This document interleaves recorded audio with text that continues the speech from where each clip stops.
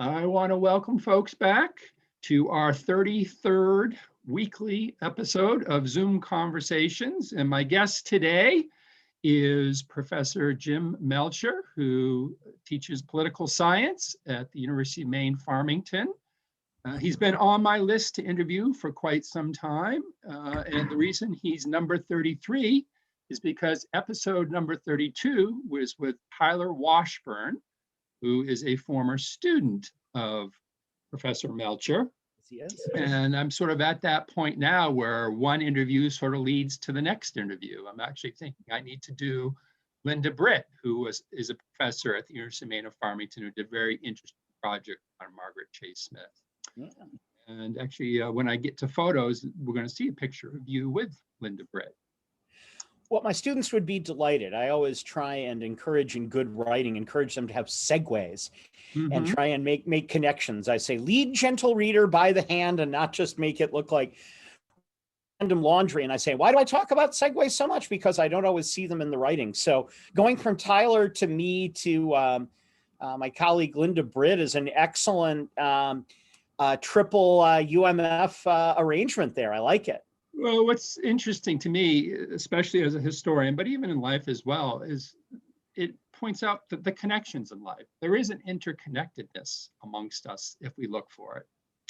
Maine in particular, yes. I mean, you were always reading stories about, I was somewhere far away and they will say, do you know so-and-so who lives in Waterville? And you will say, it's odd, but some of the time that I do. I mean, it really is this. One of the things that I think is wonderful about Maine are all those connections. Yes. And Margaret Chase Smith was certainly very good at cultivating them, remembering them, understanding that Maine people like that level of retail politics, but that fits so well in Maine in a way that it couldn't in Illinois or Florida or California. So my first question for you, Jim, is why political science? Okay.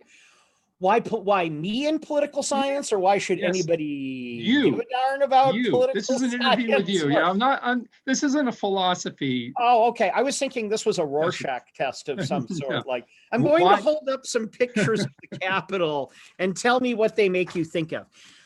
For me, this goes back a long, long way. I was 5 years old in 1968. Which, as I tell my students, in a lot of ways, I would argue is the most consequential year in American politics since 1865. You have so many things going on in 1968, and there was obviously a major presidential election. And that year, when I was 5, Cheerios had pictures of presidents on the boxes of their back of their boxes. Clip and save with your friends, if you have any. Maybe I didn't. My mother got me a set of imitation campaign buttons or reproduction campaign buttons that Kleenex had that had, old buttons of, I mean, they were reproductions. They weren't the real thing, but, old buttons of Theodore Roosevelt and Alf Landon and, James Cox and all of that stuff. And then the capper for me was a booklet. And the boys in my family are all very fond of maps. My father was a B-17 navigator in the Second World War and made more important use of them than I did. But there was a little book of maps of Electoral College results. Now, it wasn't super colorful. It was done in 2 colors. I think the Democrats were a pale blue and the Republicans were like a beigey tan, kind of like the wall behind your office. But I just thought this was the coolest thing I had seen in my entire expansive 5-year lifetime at this point. And I got really hooked on politics. I particularly was elections and the presidency were a lot of my entree. But then also part of it was I grew up in Madison, Wisconsin, which is a very political city. My father worked for the state government for over 30 years in handicapped special education. I like to tell my students that I'm a son of a bureaucrat, and then I write the initials on the board, and then they use the letters when the midterm comes up. But it was a very political city. You really absorbed it between all the protests at the university during the Vietnam War and all the political discussion in Madison at that time. I have only recently learned that around that same time, there were 2 other prominent Americans studying in Madison. That both Dick Cheney was in graduate school at the University of Wisconsin at that time, And a very young Kamala Harris was in the same years, in the late 1960s, while her parents taught at the University of Wisconsin. And one of my not quite classmates, 1 year behind me in school, was now Senator Tammy Baldwin, who has been senator from Wisconsin since 1812. That would be something.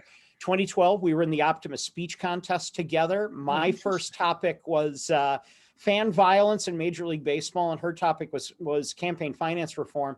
So I think we saw how she wound up where she did, and I wound up doing whatever it is I do. But Madison just had so much discussion, and the kinds of people who live there liked talking about politics, thought it was interesting. It wasn't that's like religion, and don't talk about the weather. Talk about the Red Sox trading Andrew Benintendi. Talk about anything else. Talk about any other subject. We grew up thinking it was natural to talk about politics and religion, and it was always there. I had marvelous teachers at the University of Wisconsin as an undergraduate, and then marvelous teachers in graduate school as well. And I've always had an interest in the practical, doing research that's relatively relevant. I've done a number of things on Maine and the Electoral College. I've published a couple of articles on Maine and bond elections that, I'll never be the giant big theory person everybody has to study in graduate school. I've always had a very pragmatic orientation. And a lot of that comes out of something else that I bring with me from Wisconsin called the Wisconsin idea, that's associated with Senator Robert La Follette and others who thought, what the university ought to do is really be a university for all over. The boundaries of the university are the boundaries of the state, meaning if you're in these kinds of positions, you ought to be doing stuff that's useful about making policy. That's where farm extension services came from. And I've always had that orientation that I want what I do to be useful. The last election, I did more interviews in the last year than I've done any time else in my career, but I just grew up fascinated with it and learned from a lot of really great people. And then the students at Farmington are really good, to segue into something that Margaret Chase Smith certainly was about. They're very good at civility. They're very good at disagreeing.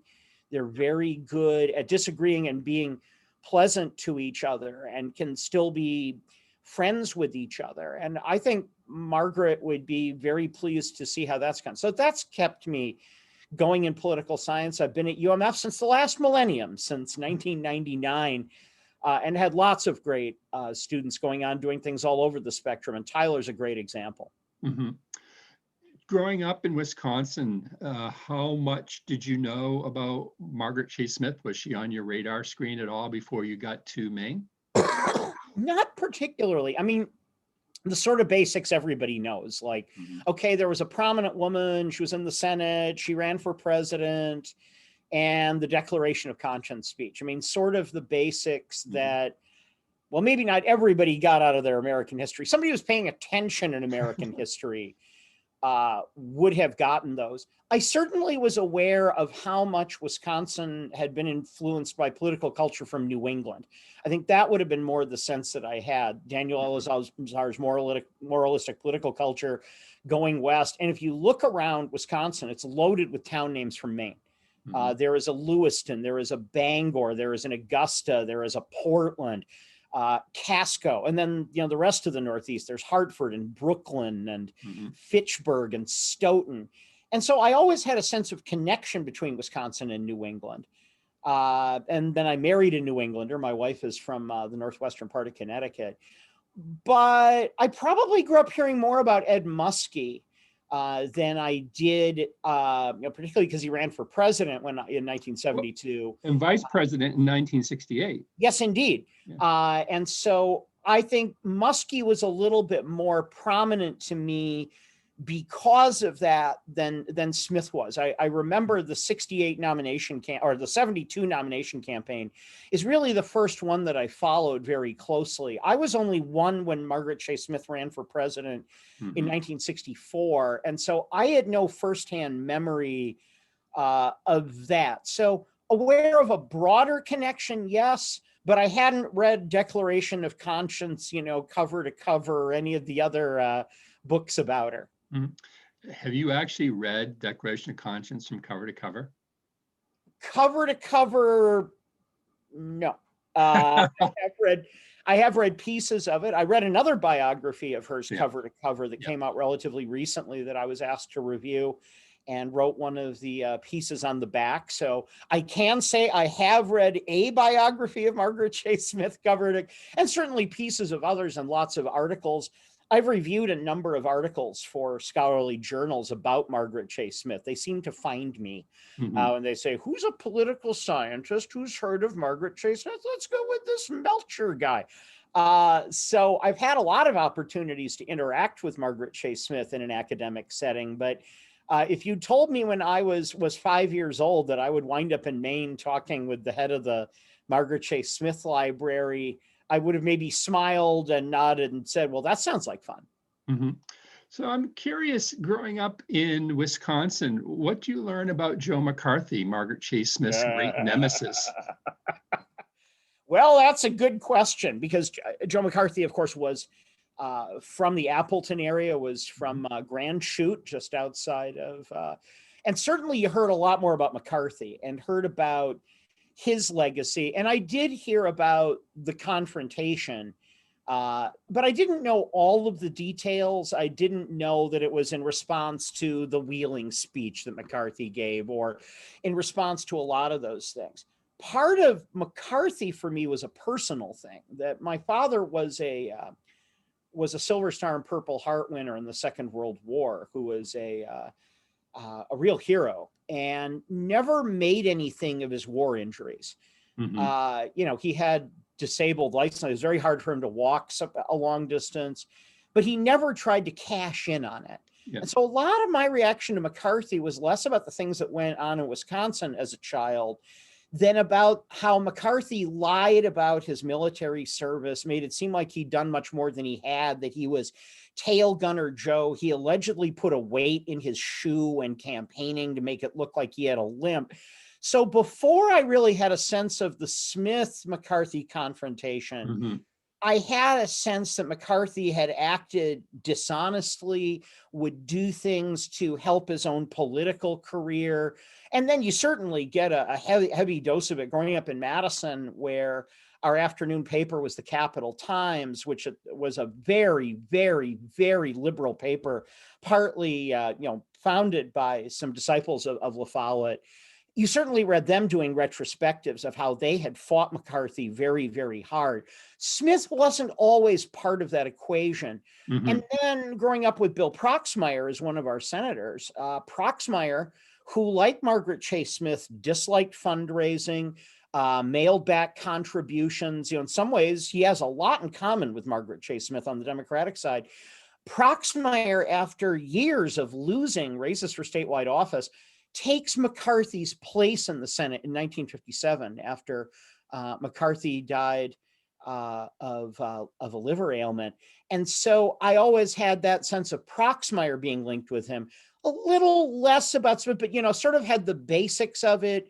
Didn't know all of the history of, say, Margaret Chase Smith's battles within her own party in Maine. I really had no sense of that really at all. Do you remember your first connection to the Margaret Chase Smith Library? Is this your life, and somebody's going to come down the stairs and say, Jim Melcher, do you remember this voice? I think it was one of the town hall meetings. I started going to those relatively quickly. I don't remember what year they began, but I think that was my introduction to the library and the work that you did there. It was before John Taylor was there. It was quite some time in the back, and I've probably attended maybe 10 of those. So I'm sure it was one of those things. Although, if you think of it, not so much the library, but my connection to Margaret Chase Smith goes back to 2000, when I started working on the Maine Policy Scholars Program, which is now run, it wasn't at the time, but now has a strong connection to the Margaret Chase Smith Policy Center at the University of Maine. And there's a picture of me from when we had one of our meetings there I'm trying to think of the painter who did paintings of people who tell the truth. Robert Shetterly. Robert Shetterly, that's it. Yes. There's a picture. They have a picture of Margaret Chase Smith up there. Probably one of the few Republicans Shetterly painted. A lot of them are. I think he might have done Eisenhower too for his. Most of them are a titch more liberal than either of them. Yeah. But there's a picture of me with that as the background. But my first direct interaction was certainly coming to the town halls, and that's been a wonderful service that you do. I mean, there's always the struggle of how do you keep someone from the past relevant? How do you keep a legacy alive when they aren't there? And I think you've all been brilliant in realizing how much she would have wanted that kind of civic engagement, and brought a lot of really interesting people in to talk there. This is your life from the standpoint, no one's going to come walking down the stairwell. No? Are there valuable prizes? And there are no valuable I never prizes. got the darn bobblehead when they were giving them away at the Sea Dogs game of Margaret. I got there too late. They had already been snapped up. But for being our guest today, I can make that happen, Jim, the next time we see one another. Excellent. And but I will have some photos to share in a moment. Oh. And in going through the photos, I actually determined that your first time at the library, as near as I can tell, was in April of 2002, when you came to a book talk by a woman named Beth Harpaz. Oh, yeah. Who wrote The Girls in the Van. And it was her having followed the campaign of Hillary Clinton.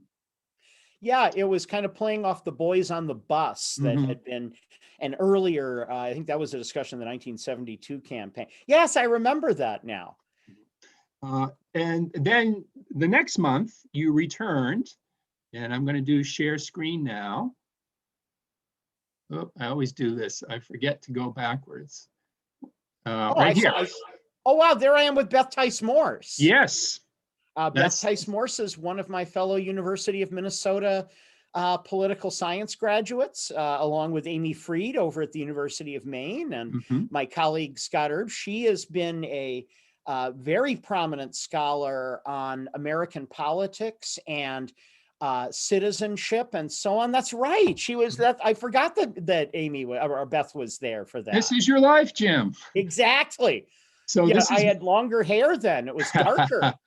It was, I feel like this is like that controversy with whether or not Biden should release Donald Trump's logbooks of who visited. So apparently, I have never made a unobtrusive. Yeah, Beth has done, along with John Hibbing at the University of Nebraska, has done really, really interesting work about necessary conditions for citizenship, for democracy. And I recall she talked about those issues back. So this was 2003. Yeah, that was it's May of 2002.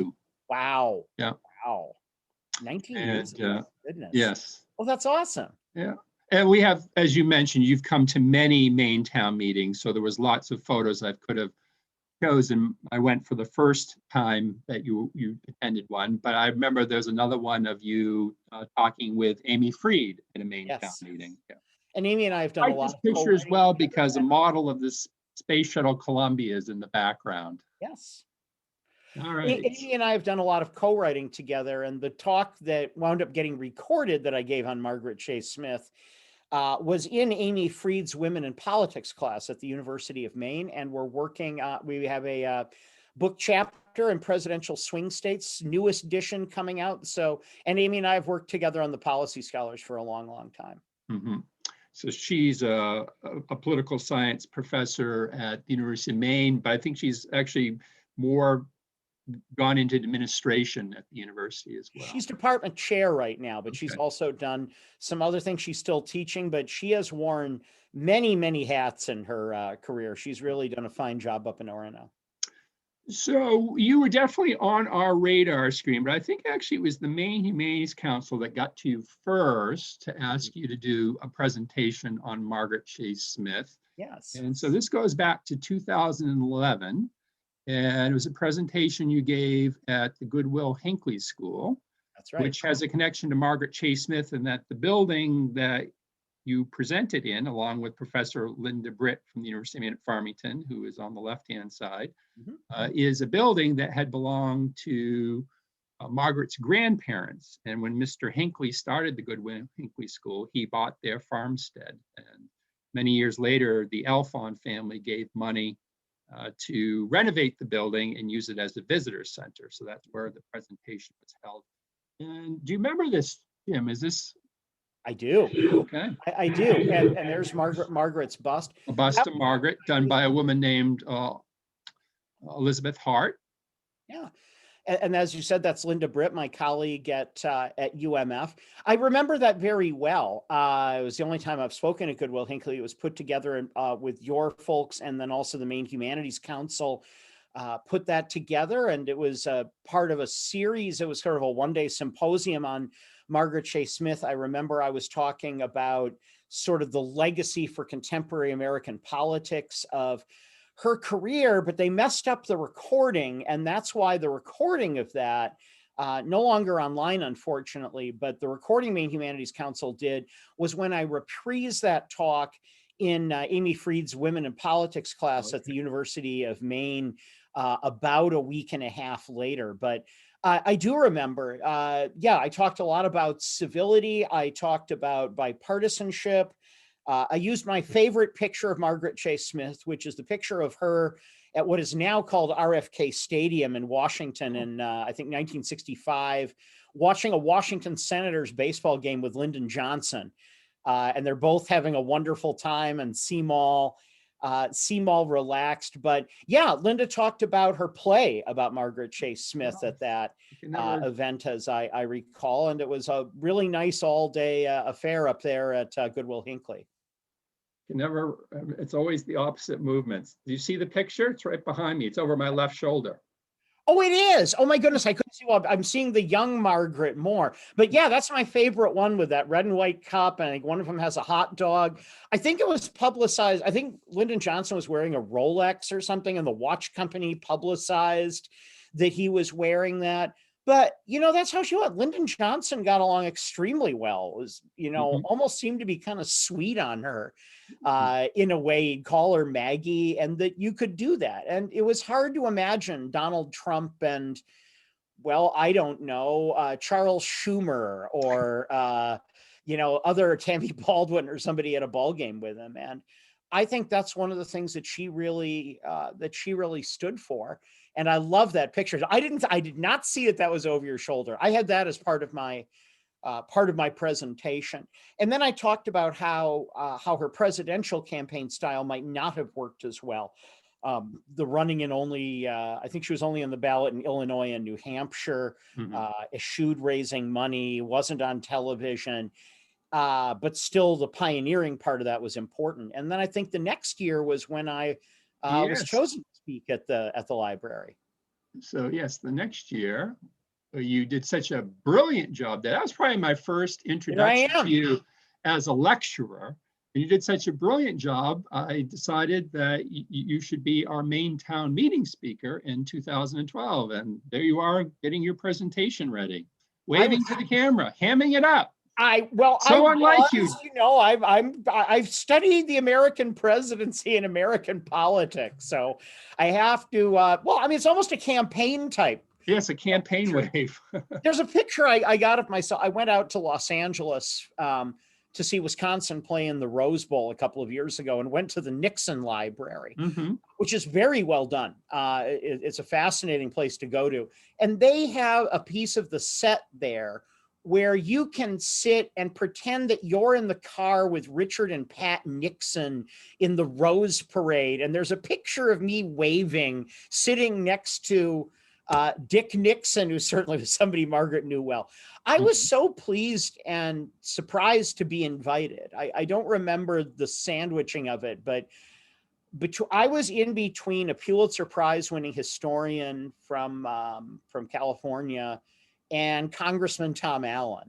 And I was really kind of stunned that, I had made it up to the big time. And it's exciting to be invited to something you've seen. I mean, it's like, to use the baseball analogy, you watch baseball your life and now you're playing, or you've been watching American Idol and you're on the stage. And, I felt a certain amount of pressure to try and live up to the really interesting talks I had seen before. And I heard that a lot of the old time folks associated with Margaret liked the talk, because I talked more about Margaret than A lot of other people did.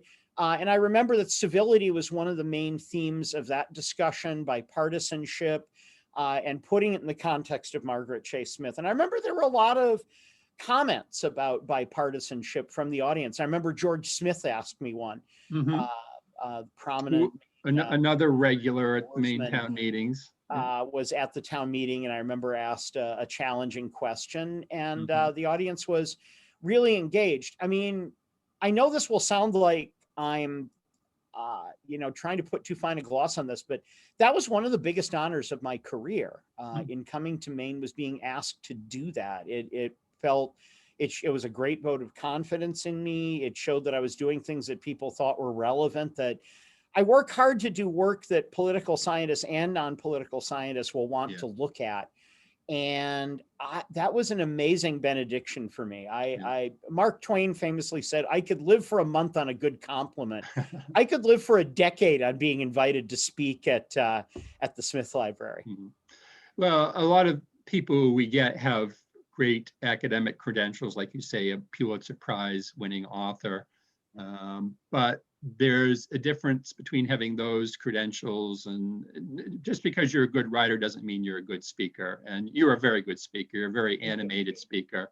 And maybe I can fish some of your talents out of you before we conclude today, as I was being reminded by Tyler Washburn of why you're such a dynamic lecturer. Oh, great.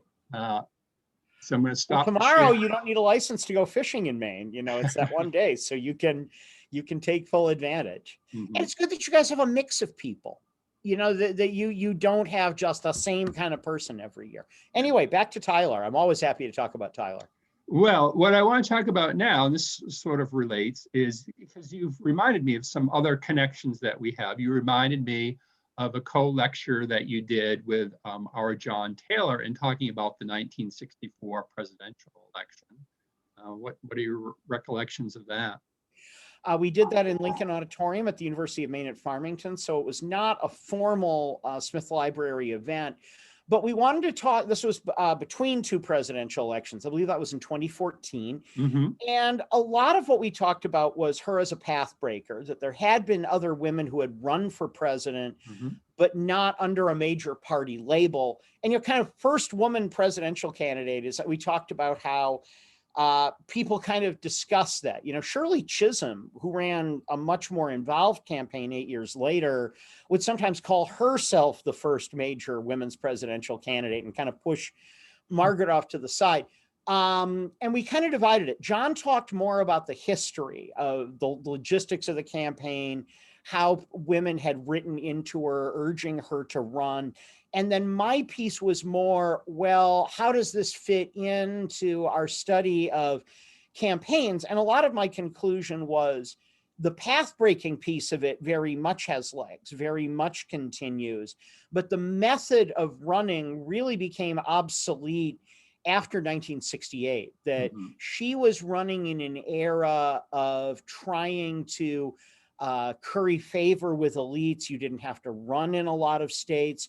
Hubert Humphrey, the next year in the Democratic Party, only ran in South Dakota and did not run in the rest of the primaries, only won his native state. And how you couldn't really run a campaign for president the way today that she did. And certainly in how she disliked fundraising so intensely and wouldn't do that unless you were in. One of the points I made was you could not run a campaign like that unless you were independently wealthy today. And Margaret was never independently wealthy. So it's interesting in both that it's the beginning of something new, of getting people to take women seriously as candidates, even though a lot of the political cartoons of the time that I know we showed kind of made her out to be a novelty, made her out to be, oh, look, isn't this cute? A woman's running. And some of it was really kind of condescending. But at the same time, it was a beginning of taking women seriously. But at the same time, it was really close to the last hurrah for an old style of presidential campaigning. And that was a lot of the contrast I wanted to draw. While John really got his knowledge is encyclopedic, and got all the details, of her flying to, San Francisco for the convention, how she didn't release her vote, so she wound up finishing second, even after Rockefeller did. And that whole 1964 convention is fascinating to see the harbingers of later change in the Republican Party, and that kind of conflict that Republicans had a reputation at the time for not having, that they were the Big Tent, the Ronald Reagan, thou shalt not speak ill of a fellow Republican. Well, in 1964, there was a lot of Republicans speaking ill of fellow Republicans, but her as both the harbinger and kind of one of the last acts was a lot of what I thought was interesting in my presentation that we did a few years ago. And something else that you reminded me of in our pre-interview was the work that you've done on the Electoral College, which Margaret Chase Smith had very strong feelings about. So you elaborate on that. I'd be happy to. The Electoral College was a lot of my entree into American politics. I'm looking over at my that booklet as a little kid. The booklet you said, Yeah, the booklet that had the maps that, here are the states that, and I'll tell you, that was one thing that stuck out to me about Maine, was seeing the 1936 map. And I wonder, with these people that... As Maine goes, so goes Vermont.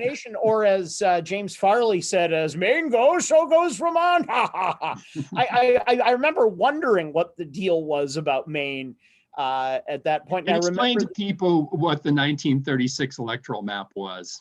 Yeah, the 1936 electoral map was FDR winning 46 of the then 48 states that do not normally in that era go Democratic, like the Great Plains states and the Rocky Mountain states. And then up in the far northeast corner, you got two little tiny blue smudges in Vermont and Maine, which both at the time were very heavily Republican states. Even New Hampshire went for FDR. It was one of the largest electoral vote landslides in American history. We've had some other elections since then where McGovern only won Massachusetts and DC, and Mondale only won Minnesota and DC. But at the time, that was really strange. It was really, really odd to see that. So the Electoral College has always been one of my... Well, just to finish off 36, was Roosevelt running against Alf Landon in 36? Yes, he was. Alf Landon, the sunflower man from Kansas. He was it father or grandfather of Nancy Kastenbaum? Nancy Kastenbaum Landon, that's right. The later senator senator from Kansas, who then later marries Howard Baker. That's right.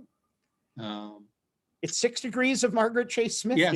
Yes. And Howard Baker was in the Senate at the same time as Margaret Chase Smith.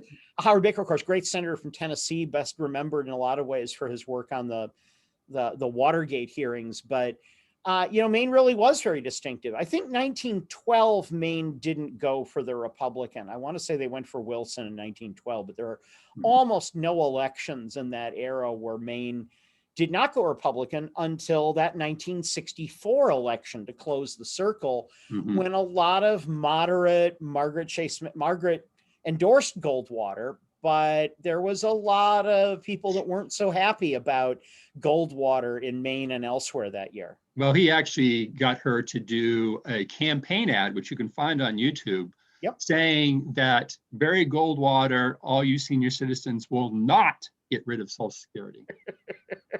Barry Goldwater had played a lot of defense in that election. Yeah. Barry Goldwater will not blow up the world. Barry Goldwater will not do. But it was a harbinger of that kind of change of that Margaret Chase Smith New England Republicanism would be a little bit on the wane after Ronald Reagan, who, of course, in so many ways was influenced by Barry Goldwater. It was a harbinger of a lot of things to come. To the extent that I believe there's only one Republican in the New England congressional delegation right now, and that is Susan Collins. Susan Collins is the only one. Connecticut had them for a number of years that they had. When I was growing up, Lowell Weicker. Well, there's Lowell Weicker. About even before, after that, I think Stuart McKinney was a Republican, if I recall. My wife's corner of Connecticut was represented for many years by a liberal Republican named Nancy Johnson, who represented the Northwestern corner, and she was very much in that business New England Republican mode. And then the Greenwich area, that wealthy part of Connecticut, had a very, very William Weld type liberal. But yeah, I mean, there was Silvio Conti in Massachusetts. There was Jeffords in Vermont until relatively recently. You have, Collins and Snow and Bill Cohen. Warren Rudman. Exactly. You had a lot of those kind of business-oriented, fiscally conservative types of people. And that 1964 election is a harbinger of a lot of that. What I was going to say about my childhood was one of my favorite games as a child, and I can see it over in the basement corner, is a game called Landslide. I had Landslide. I love Landslide Brothers too. I had a couple presidential games, but Landslide was one of my absolute favorite games. It was a presidential campaign game by Parker Brothers. I later had a 3M game called Mr. President. And I swear it was made by 3M when they were doing Avalon Hill type board games. And it was so old that it came out in like 1966, and it expected that the District of Columbia would go Republican in the settings of the game. So I've always enjoyed that kind of game of it. And the Electoral College plays so much into that. So in Maine, I presented a paper on how did Maine come up with the Electoral College. I'd always been very curious. It's amazing how little had been written about it. At the time, it was really expected to be an afterthought. It was expected that this was going to be Maine prodding the rest of the country to take action in all of that foment after the 68 election, when Wallace got 46 electoral votes as a... George Wallace, the governor of Alabama. Yes, the man who stood in the schoolhouse door ran a very conservative, populist, anti-Washington campaign and won 5 southern states and got a lot of votes in blue-collar places like Milwaukee and Boston. Is a reminder that Donald Trump isn't new. Trump is not. Wallace and I would say Ross Perot in some ways both reflect anti-Washington, populism, get somebody who's not part of the system to shake things up, using the sort of dramatic, angry language of somebody who's not part of the system. And if you look at where, Wallace didn't do particularly well in Maine in 1968, in part because of Muskie being on Humphrey's ticket. But if you look at some of the places where Ross Perot did very well, a lot of them are the very same places where Donald Trump ran very well. And part of what I call the Perot belt, between Skowhegan and Old Town. If you look at those kinds of towns like Corinna and Etna and Dexter and those kind of places, a lot of the same kinds of places drew very, very well for both of them. So remind people that Joe Biden won the popular vote in Maine, yet Donald Trump got 1 electoral vote in Maine, and why that's unique. That's correct. And that comes out of Maine in 1969, enacting a district plan for representatives. They really didn't believe it would last. Governor Curtis let it become law without his signature because he thought that it wasn't enough change. So it was done with nobody thinking we'd still be talking about this in 2020. It begins in 1972. Nebraska follows Maine in 1992, and for very different reasons. Maine did it out of a sense of wanting national reform. Nebraska did it out of a sense of trying to attract more campaign visits to a state that was very safely Republican, hoping that since the Omaha congressional district, the 2nd district, was competitive, it would draw people. But the function is the same in both. 2 electoral votes for winning the state, 1 electoral vote for each district you carry. First came up in congressional district. Yes. So first came up in Nebraska in 2008 when John McCain won the whole state, won 2 of the 3 congressional districts in Nebraska, and then Obama won the Omaha district. So it went 4-1 for McCain. And then in 2020, And 2016, we saw it happen with Trump winning the 2nd congressional district in Maine, while the Democrat Hillary Clinton won the rest of the state.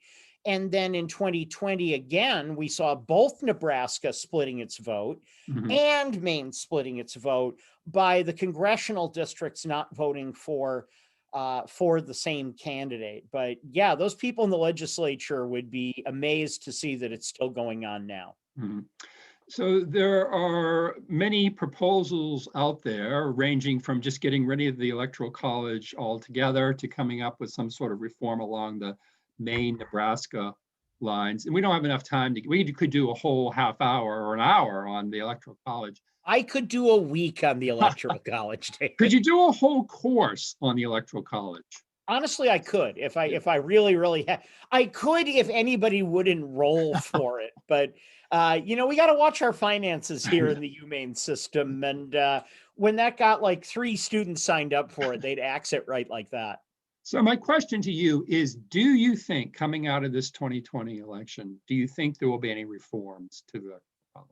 No, I think there's almost no chance of it.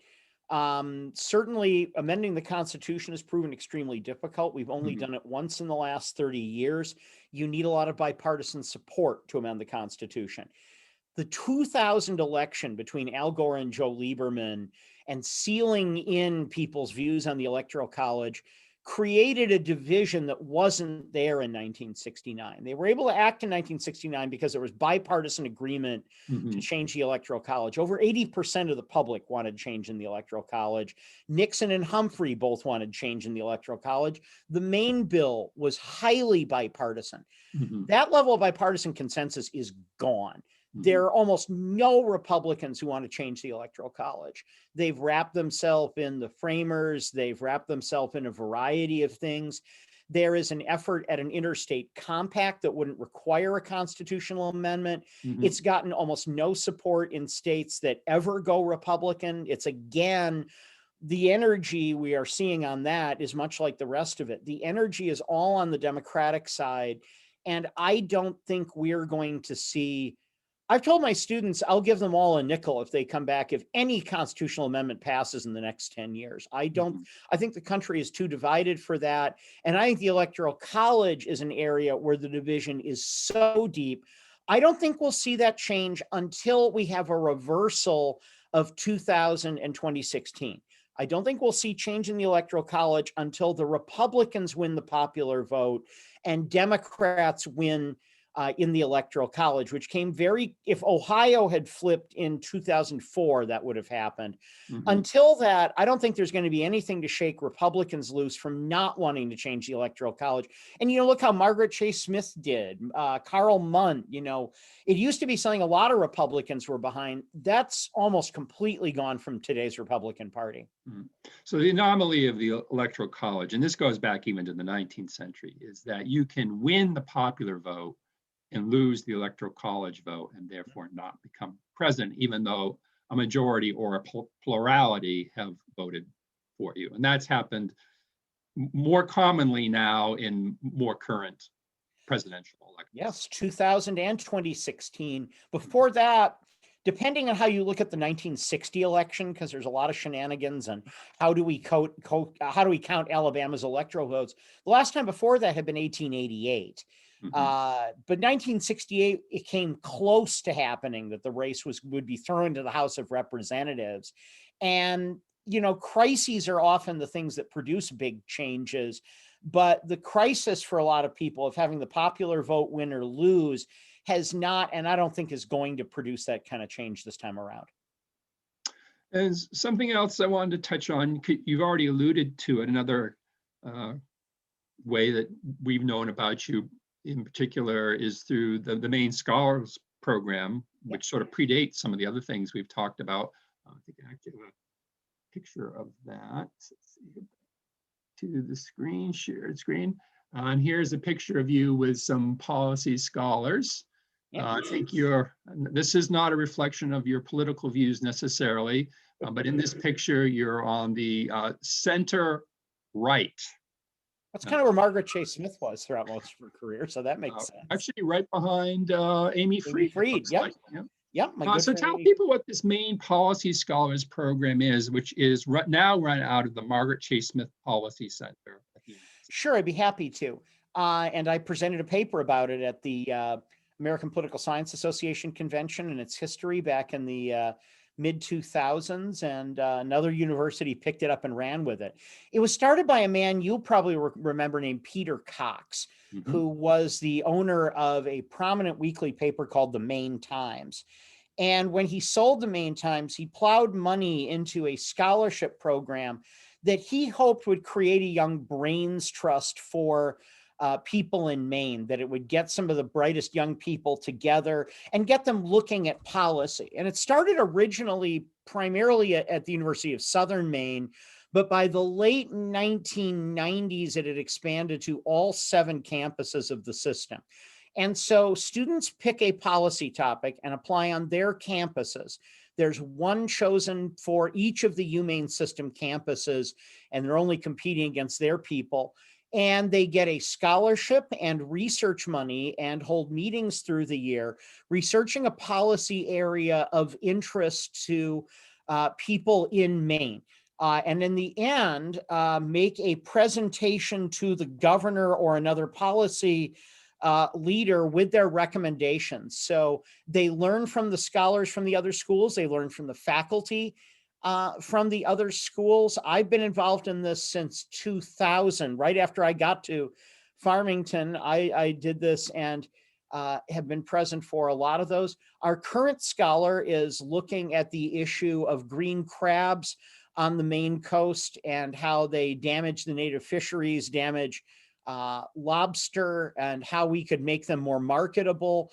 But we've had all manner of things about domestic abuse, drug abuse, wide range of things. It's a wonderful opportunity for our students to be in the Maine Policy Scholars and, kind of get out of, your campus silos. And you learn from, Amy Freed knows a lot about polling. Jim Cook at UMA knows a lot about the internet and politics. And you can pick up on all those things. And the program's been getting better and better and is more focused and really is oriented toward providing practical solutions. And some of our students have spoken to the legislature and testified. I think my current student, E. Fisher, is likely to testify about the green crab issue on Maine's coast. Well, thank you very much, Jim. We've already done 45 minutes and I was ready to talk for another 45. Well, I was going to say very easily, I still have plenty more questions and topics to cover with you. But as a way of leading out of this conversation, one whole area where I've come to know you and come to enjoy very much is every September on what is known as Constitution Day, you give a lecture on the Supreme Court. You do a review of some of the leading cases of the previous year. And you always do a sensational job. I'm always amazed by how much ground you're able to cover in about an hour. You usually try to get through about 10 cases. I talk fast. And what's amazing is you can take these very complicated cases and summarize them so well. And do they live on YouTube? Some of them do. Some of the ones that were recorded before the last several years do not. The last several were either recorded for Vimeo or YouTube, and can be found. If you Google, I could send you a link to the most recent one is available. I would say the last 3 or 4 do. Some of them, as things on the internet sometimes do, have dropped off. But several do. It's our observation of Constitution Day. Which I believe is a federal mandate. Constitution Day is not talking about court case. It's a federal mandate that people have to listen to you speak on the Supreme Court. Well, we don't live in quite the authoritarian world that I might create. But if that's true, there are a number of people who have not been studying for the tests that are going to fail it egregiously. But it's fun. And the last time we had to do it, largely remotely. But there's always something new coming up. And it's a month before the Supreme Court starts its sessions in October. And there's always something going on. I've given it at UMA. I've done it various places. If you ever wanted me to come over there and do it, I'd certainly be happy. On my list. come down Route 2 to Skowhegan and arrange that. I enjoy it every year. It's fascinating. There's never a shortage of cases. And a lot of this, it's a lot like American political thought that I'm teaching. A lot of issues never really go away. State, federal power. A lot of the same kind of issues that Margaret Chase Smith was familiar with in her time in the Senate. I think she could sit and watch that and say, yeah, that reminds me of something I saw in the 40s.